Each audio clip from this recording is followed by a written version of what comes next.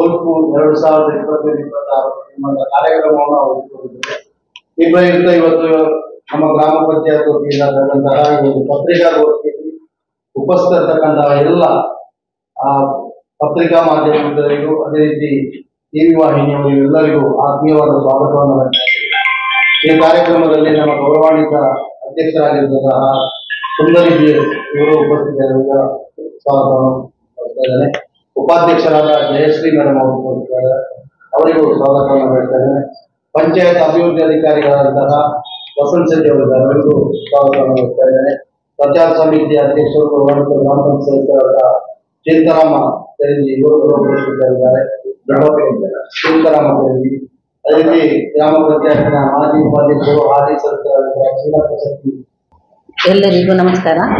ಇವತ್ತು ಸವಣೂರು ಗ್ರಾಮ ಪಂಚಾಯತ್ ವತಿಯಿಂದ ದಕ್ಷಿಣ ಕನ್ನಡ ಜಿಲ್ಲಾ ಪಂಚಾಯತ್, ಕಡಬ ತಾಲೂಕು ಪಂಚಾಯತ್, ಪುತ್ತೂರು ತಾಲೂಕು ಪಂಚಾಯತ್ ಅಂತರ್ ತಾಲೂಕು ಕ್ರೀಡಾಕೂಟದ ಸಂಘಟನಾ ಸಮಿತಿಯ ಪರವಾಗಿ ನಾವಿಂದು ಗ್ರಾಮ ಪಂಚಾಯತ್ ಸವಣೂರಿನ ವತಿಯಿಂದ ನಾವು ಇವತ್ತು ಮಾಧ್ಯಮದ ಮುಂದೆ ನಾವು ಇದ್ದೇವೆ.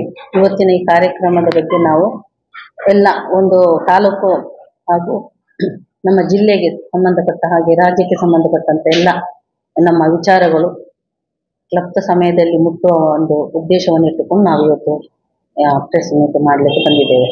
ಇನ್ನು ಮುಂದಿನ ಒಂದು ಅವಕಾಶವನ್ನು ನಮ್ಮ ಹಿರಿಯ ಸದಸ್ಯರಿಗೆ ನಾನು ವಹಿಸಿಕೊಡ್ತಾ ಇದ್ದೇನೆ. ಅವ್ರು ಮಾತಾಡ್ತಾರೆ. ಎಲ್ಲರಿಗೂ ನಮಸ್ಕಾರ. ವಿಶೇಷವಾಗಿ ಸವಣೂರು ಗ್ರಾಮ ಪಂಚಾಯತ್ ಅನೇಕ ಸಾಧನೆಗಳನ್ನು ಮಾಡಿದೆ. ಈ ಹಿಂದೆ ಈಗಾಗಲೇ ನಾವು ನಮ್ಮ ಕಾಣಿಯೂರು, ಸವಣೂರು, ಬೆಳಂದೂರು 3 ಪಂಚಾಯತ್ ವ್ಯಾಪ್ತಿಯಲ್ಲಿ ಪಂಚಾಯತ್ ಮೆಂಬರ್ಗಳಿಗೆ, CA ಬ್ಯಾಂಕಿನ ನಿರ್ದೇಶಕರುಗಳಿಗೆ ಕ್ರೀಡಾಕೂಟವನ್ನು 1-2 ಸಲ ಆಯೋಜನೆ ಮಾಡಿದೆವು.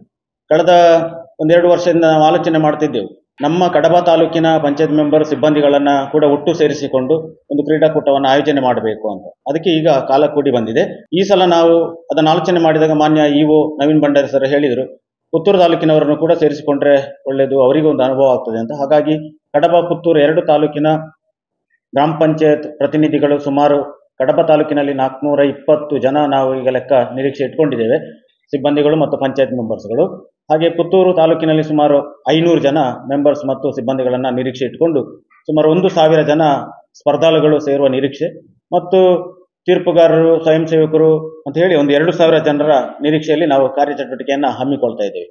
ನವೆಂಬರ್ 22 4th ಸಾಟರ್ಡೆ ಈ ದಿನ ನಾವು ಈ ಕ್ರೀಡಾಕೂಟದ ಆಯೋಜನೆಯನ್ನು ಸರ್ಕಾರಿ ಪದವಿ ಪೂರ್ವ ಕಾಲೇಜು ಸವಣೂರು ಇಲ್ಲೇ ಕ್ರೀಡಾಂಗಣದಲ್ಲಿ ನಡೆಸಲಿಕ್ಕಿದ್ದೇವೆ.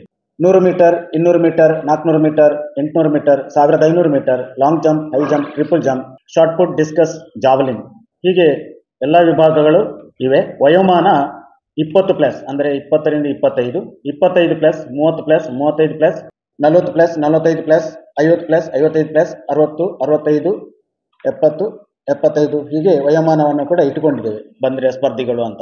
ಎಲ್ಲ ವಯಸ್ಸಿನವರಿಗೆ ಕೂಡ ಎಲ್ಲ ವಿಭಾಗಗಳಲ್ಲಿ 3 ವಿಭಾಗದಲ್ಲಿ 3 ಸ್ಪರ್ಧೆಗಳಲ್ಲಿ ಪಾಲು ಪಡೆಯಲು ಅವಕಾಶ ಇದೆ.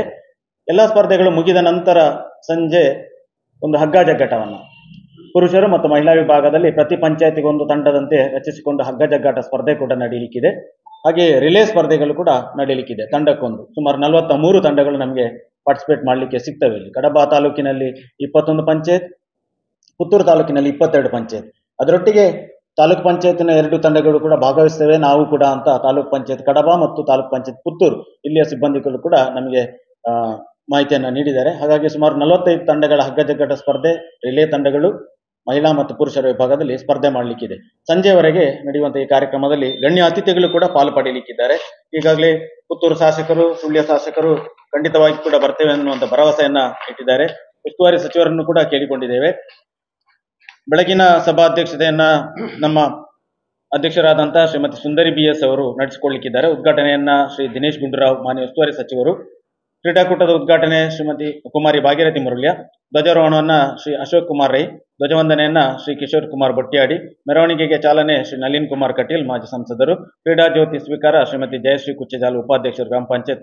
ಈ ಮೆರವಣಿಗೆ ಮತ್ತು ಉದ್ಘಾಟನಾ ಕಾರ್ಯಕ್ರಮ ಬೆಳಗ್ಗೆ 10 ಗಂಟೆಗೆ ನಡೀಲಿಕ್ಕಿದೆ. ಸ್ಪರ್ಧೆಗಳು ಬೆಳಗ್ಗೆ 9 ಗಂಟೆಗೆ ಆರಂಭಗೊಳ್ಳಲಿಕ್ಕಿದೆ.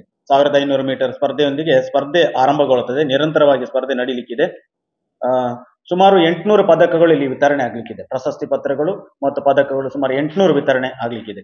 ಹಾಗಾಗಿ 800 ಪ್ರಶಸ್ತಿಗಳನ್ನು ಪಡೆಯುವಂತ ಒಂದು ಅವಕಾಶ ಎಲ್ಲ ಸ್ಪರ್ಧಾಳುಗಳಿಗೆ ಸಿಗಲಿಕ್ಕಿದೆ. ಹಾಗೆ ಗಣ್ಯ ಅತಿಥಿಗಳನ್ನ ಕೂಡ ನಾವು ಕೇಳಿಕೊಂಡಿದ್ದೇವೆ ಬರಬೇಕು ಅಂತ. ವಿಶೇಷ ಆಹ್ವಾನಿತರು ಅಂತ ಪ್ರಮುಖ ಅಧಿಕಾರಿಗಳನ್ನ ಮತ್ತು ಊರಿನ ಪ್ರಮುಖರನ್ನ, ಮಾಜಿ MLAಗಳನ್ನ, ಮಾಜಿ ತಾಲೂಕ್ ಪಂಚಾಯತ್ ಅಧ್ಯಕ್ಷರುಗಳನ್ನ ಕೇಳಿಕೊಂಡಿದ್ದೇವೆ.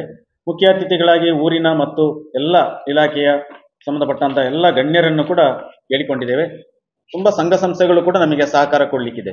ನಮ್ಮ ಸಂಜೀವಿನಿ ಒಕ್ಕೂಟದ ಪದಾಧಿಕಾರಿಗಳು, ಯುವಕ ಮಂಡಲ, ಸಂಘ ಸಂಸ್ಥೆಗಳು ಅನೇಕ ನಮ್ಮೊಟ್ಟಿಗೆ ಭಾಗಿದಾರಿಗಳಾಗಿ ನಮ್ಮ ಈ ಪಂಚಾಯತ್ 21 ಜನ ನಾವು ಜನಪ್ರತಿನಿಧಿಗಳಿದ್ದೇವೆ. 21 ಜನ ಮೆಂಬರ್ಸ್ ಮತ್ತೆ ಸ್ಟಾಫ್ 9 ಜನ ಇದ್ದೇವೆ. ಎಲ್ಲರೂ ಸೇರಿ ನಡೆಸುವಂತ ಒಂದು ಸೌಹಾರ್ದಯುತವಾದಂಥ ಕ್ರೀಡಾಕೂಟ, ಆರೋಗ್ಯ ಮತ್ತು ಸೌಹಾರ್ದಕ್ಕೆ ಒತ್ತು ಕೊಟ್ಟು ಈ ಕ್ರೀಡಾಕೂಟವನ್ನ ನಾವು ಆಯೋಜನೆ ಮಾಡ್ತಾ ಇದ್ದೇವೆ. ಸುಮಾರು ಒಂದು 6 ಲಕ್ಷ ವೆಚ್ಚ ಇದಕ್ಕೆ ತಗಲಿಕ್ಕಿದೆ.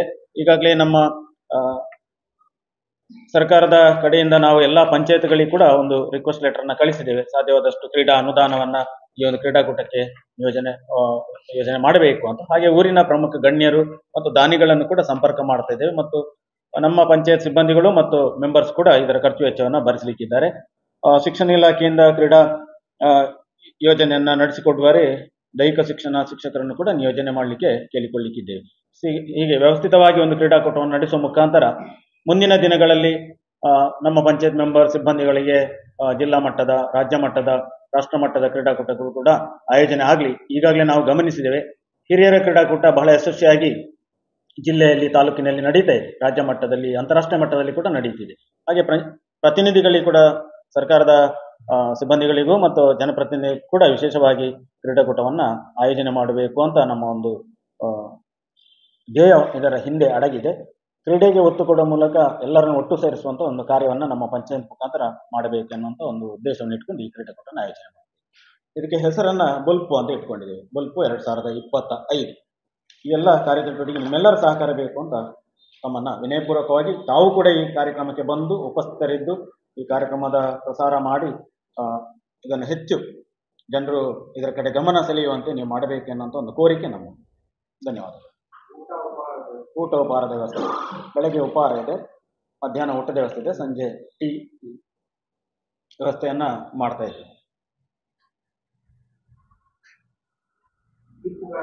ತೀರ್ಪುಗಾರರು ಶಿಕ್ಷಣ ಇಲಾಖೆಯವರು ಮತ್ತು ನಮ್ಮ ವಾಲಂಟಿಯರ್ಸ್ ಇದ್ದಾರೆ, ಅವರನ್ನ ಕೇಳಿಕೊಂಡಿದ್ದೇವೆ.